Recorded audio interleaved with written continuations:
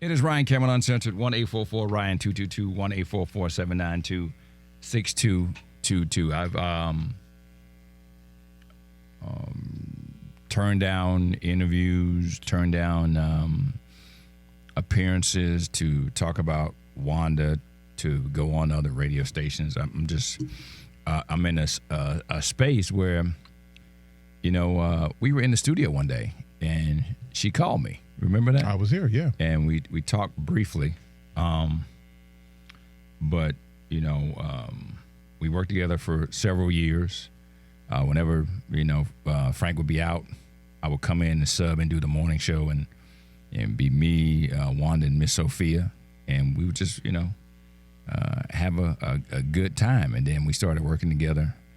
And, when I got the news, somebody from Ricky's show called me, Beyonce, who used to be my intern, who's now a super producer, who called me. And I just was, floored.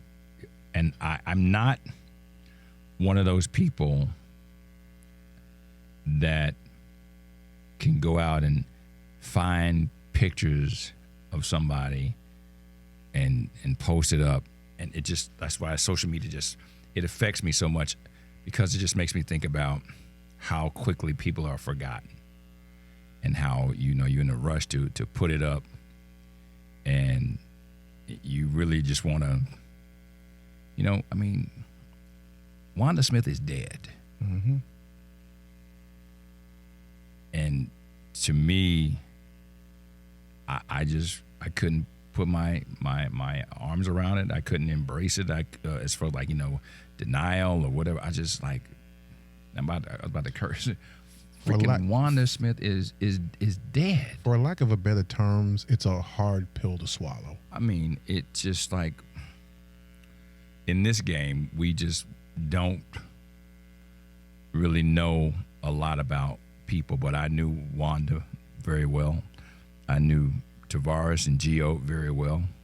I knew her former spouse, Lamaris.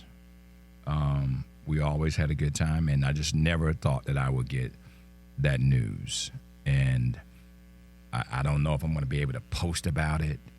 I don't know if I'll be able to reflect on it other than on this show, because Wanda was just different. She was a true Aries, and the fact that she had just celebrated a birthday the day before she passed is just even more surreal. The fact that her sister Janice and her mom, we all went to Disney World together. I mean, we had a really good time on the radio. It is Ryan Cameron Uncensored. We're talking about Wanda and her unfortunate passing Saturday. And, I just want to say, too, and I'm being very careful here, that for 24 years and probably 3 months, she was a pillar of the community. She would give you the shirt off her back. She would help raise money for children in need and elderly and go to schools. And I remember her ice cream truck that she took out and gave out the free ice cream. And then the world shifted when that Katt Williams interview came out. And I'll just say this.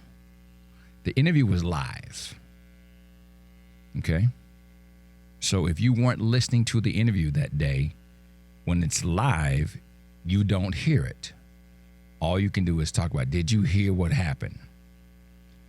Then it was taken from that feed and placed on YouTube. And it went viral when I checked it 2 days ago, because it was 6 years ago. 10 million views. Wow.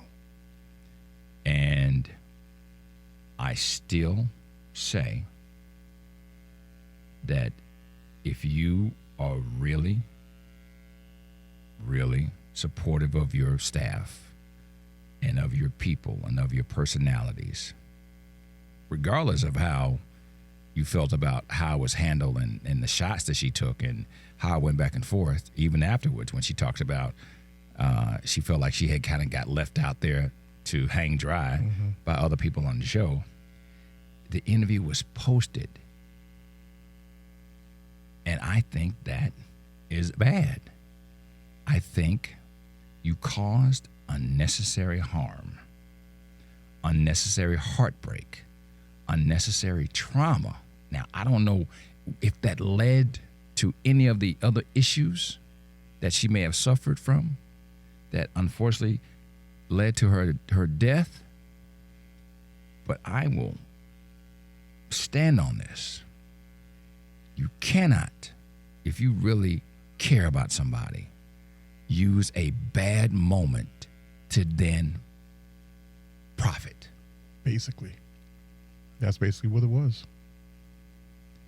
And so, with that, I want to say to Tavares and to Janice and to Gio, man, I am so damn sorry about everything. But it could have been so much more different if it wasn't motivated by other things.